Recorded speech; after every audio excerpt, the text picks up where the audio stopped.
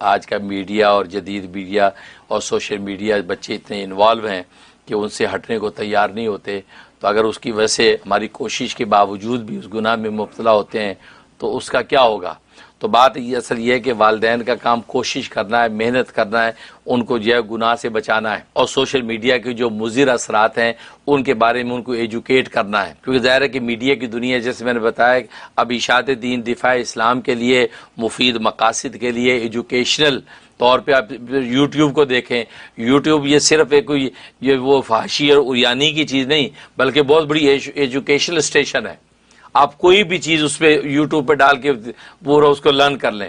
بڑے بڑے ڈاکٹر بیٹھ کے آپریشن اس کے اوپر دیکھتے ہیں اور پھر کتابوں کے پورے لیکچر اس کے اوپر ملتے ہیں. تو یہ اصل میں ایجوکیشنل چیزیں ہوتی ہیں، لیکن لوگ جو اس میں نیگیٹیوٹی بھی نکال لیتے ہیں اور اس کو عریانی و فحاشی کا ذریعہ بنا لیتے ہیں. تو یہ چیزیں ہوتی ہیں، لیکن آپ پازیٹیو وے میں جب اپنے بچوں کو ایجوکیٹ کر رہے ہیں کہ یہ اس کے نفع کی چیزیں، اس طریقے سے تم نے اس کو فائدہ اٹھانا ہے، یہ مضر اور بری چیزیں، اس کے قریب نہیں جانا.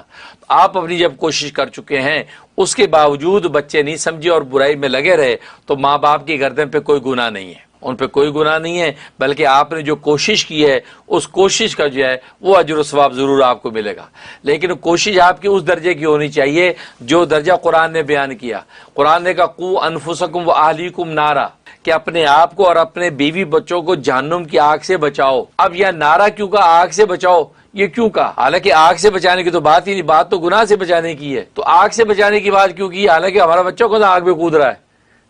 لیکن یہ آگ اس لیے فرمایا اللہ نے کہ اصل میں جیسے آگ کی طرف اگر آپ کا بچہ جا رہا ہو، آپ کتنی دیانتداری کے ساتھ، کتنی انرجیٹک ہو کر اس کو بچائیں گے وہ آپ سوچ لیں. ظاہر ہے کہ وہ آگ کی طرف بچہ اگر بڑھ رہا ہے، رڑک رہا ہے، تو آپ اپنی کہتے ہیں کہ ایڑی چوٹی کا زور لگا لیں گے اس کو بچانے کے لیے، کچھ بھی ہو جائے. بس فرمایا کہ دیانتداری کے ساتھ پوری انرجیٹک ہو کے اس لیول تک کی کوشش کرنا آپ کا کام ہے جیسے بچہ آگ میں گر رہا اور آپ اس کو بچا رہے ہیں. اتنی آپ نے کوشش کر لی. اب آپ اللہ کے آپ جو ہے بالکل جو ہے وہ معذور ہیں. اللہ کے آپ پر کوئی کسی قسم کا کوئی گناہ نہیں ہوگا اگر اس کے باوجود بھی بچہ خدا نخواستہ گناہ کے اندر مبتلا ہو. تو یہ ہے طریقہ، یہ نہیں کہ ہلکی پھلکی بیٹا نہیں چھوڑو یار، نہیں کیا کرو یار. ماں کہتی یار یہ کیا، آپ ذرا تھوڑا سا ڈانٹ کے کہے نا، سختی سے کہے نا ذرا. نہیں بچے سنتے کہاں ہیں، دفع کرو، کرنے دو. ماں باپ یہ کہتے ہیں اور جی سنتے ہی نہیں. بہت سے بیچارے باپ یہ کہہ دیتے یار سردی سنتا کون ہے، وہ اپنی نمازیں پکی، اس کی روزے پکے، بچے کھلم کھلا فاشی آشی. یار آپ کہتے نہیں، کہنے کا فائدہ ہی نہیں جی، سنتے ہی نہیں. بھائی آپ کا کام کہنا ہے. نبی کو بھی کہا کہ آپ کا کام کہنا، بلغ ما انزل الیک، جو تمہیں نازل کیا اس کی تبلیغ کر دے بس. اب وہ مانے نہ مانے آپ کا کام نہیں ہے، آپ کہیں تو صحیح. یا والدین کہتے بھی نہیں، کہتے کہنے کا فائدہ ہی نہیں، کہہ دیں تو بچے سنتے ہی نہیں. اس لیے میں ہمیشہ کہا کرتا ہوں یہاں پر بچے کو اس سے اچھے برے پہ ٹوک ضرور دو ایک دفعہ. بیٹا یہ کیا نہیں، یہ صحیح نہیں ہے، یہ غلط ہے، یہ اس کو ٹچ نہیں کرو. کہا کہ پاپا آپ کہاں پیدا ہوا؟ آپ بنگلہ دیش میں پیدا ہوئے نا، اس لیے آپ ایسی باتیں کر رہے ہیں. یہ بچے اتنے بدتمیز ہیں، ابا کی جب جائے پیدائش پوچھتے آپ بنگلہ دیش میں پیدا ہو تبھی آپ میں نیو یارک میں پیدا ہوں، آئی نو ایوری تھنگ. آگے یوں بولتا ہے. تو لیکن آپ ٹوک دیں. اچھا ٹوکنے کا فائدہ کیا ہوگا؟ اگلے 10 سال میں ایک وقت اس پر آئے گا جب اس منزل پہ آئے گا تو وہ کہے گا یار، جیسے آج ہم کہتے یار وہ ابا نے بچپن میں ٹوکا تھا یار، ٹھیک ٹوکا تھا یار، آج ہمیں سمجھ میں آیا، اس وقت نہیں آیا تھا. اس سے ہمارے بچوں کو اگلے 10-20 سال میں یاد آئے گا یار ہمارے ابا کہتے تھے یہ غلط ہے یار، ٹھیک کہتے تھے یار.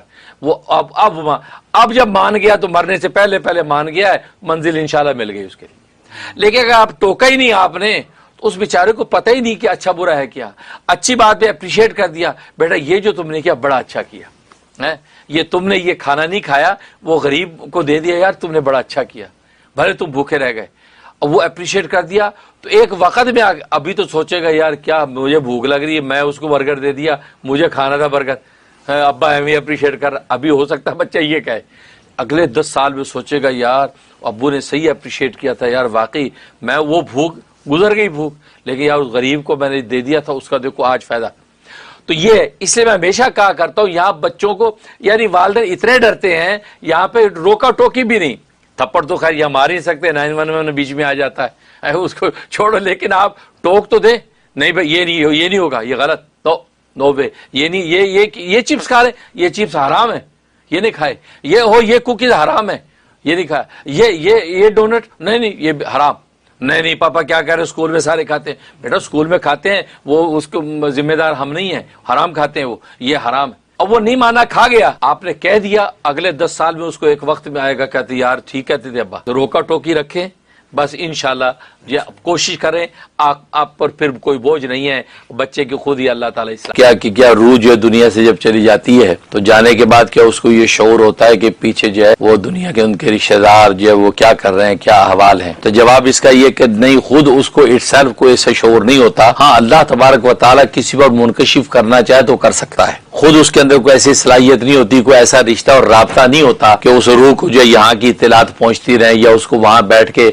सब नजर आता हो, ऐसा नहीं है। हाँ, अलबत्ता ये कि अल्लाह तबारक व तआला किसी रूह पर किसी का हाल मुनकशिफ कर दें तो वो पॉसिबल है, और उस बुनियाद पे वो रूह जो है नेक रूह है, अल्लाह की क़ुर्ब में वहां पर है, वो नेक रूह जो वहां से दुआ करे या अल्लाह तबारक व तआला के यहाँ सिफारिश करे, तवज्जो करे, उसके अहवाल जो है फिर दुनिया के अंदर जो आदमी है उसको ख्वाब के अंदर नजर आ जाए या ख्वाब के अंदर कोई हिदायत उसको मिल जाए उस मरहूम की तरफ से कि तुम यूं कर लो, अब यूं कर लो। तो इस तरीके से अल्लाह तबारक व तआला ये एक जो है वो रिश्ता और निस्बत को कायम कर सकता है, लेकिन खुद जो इटसेल्फ ऐसा कोई रास्ता नहीं होता। अलबत्ता रूह अपने मुकाम पे चली गई आला इल्लियीन में या सिजीन में, और फिर ये मुर्दे के साथ जो जिस्म के उसका ताल्लुक है जिसकी वजह से मुर्दा जो अजाब और सवाब को महसूस कर रहा है, तो इस तरीके से।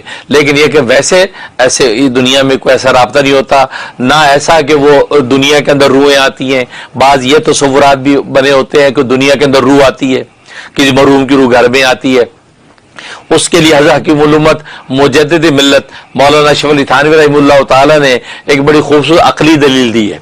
फरमाया कि देखो रूहें दो तरह की हैं, जो नेक रूह है वो आला इल्लीन में चली गई, वो गया कि सातों आसमानों से ऊपर जो मुकाम जन्नत है वहां पर वो पहुंच जाती हैं, और जो गुनाहगारों की और मुशरिकीन की कुफार की रूहें वो सिजीन में सातों जमीनों को नीचे जो एक जेल खाना वहां बंद कर दी जाती हैं। तो फरमाया कि उनका एक कनेक्शन जो है वो बॉडी के साथ रहता है, जिस्म से रहता है, वो से उसके अंदर मसरत ये है ताकि अजाब सवाब को महसूस कर सके।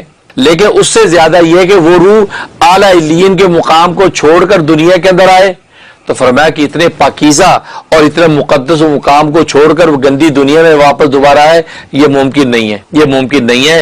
वो जन्नतों के आला मुकाम छोड़कर दुनिया में क्यों आएगी? वो तो बल्कि जो है लतीफे के तौर पे मैं कहता हूँ अमेरिका आके अमेरिका को नहीं छोड़ता, अमेरिका छोड़ के पाकिस्तान, इंडिया, बांग्लादेश वापस जाने को कोई तैयार नहीं होता। हालांकि अमेरिका कितनी बड़ी जन्नत है वो सबको पता ही है, कैसी जन्नत है, मजदूर बन के जिंदगी गुजरती है, एक जो वो कहता है मजदूरी से $1 कमाया जाता है, इससे अयाशी तो बांग्लादेश और इंडिया पाकिस्तान में हो रही। तो कहने का मकसद ये है कि ये जो दुनिया के अंदर यहाँ पे जो है ये एक मुल्क जो है वो अगर इतना पाकीज़ा आला है, वो मुल्क पाकीज़ा आला जो है वो नहीं छोड़ा जाता, उसको छोड़ के अपने जो वतन में कोई वापस नहीं जाता। तो जनाब वो जन्नत को छोड़कर कौन वापस आएगा इसकी? और अगर वो गुनाहगार रूह है, सिजीन के अंदर अगर वो रूह गिरी हुई है तो वो तो जेल खाने में है, तो वह जेल खाने में से शिदादुन गिलाजुन जो फरिश्ते हैं वो वहां से क्यों आने देंगे? तो शिदादुन गिलाजुन फरिश्ते नहीं आने देंगे, तो लिहाजा रूह जो है नेक है तो दुनिया में नहीं आएगी, जो गुनाहगार हुआ तो दो दुनिया में नहीं आ सकती।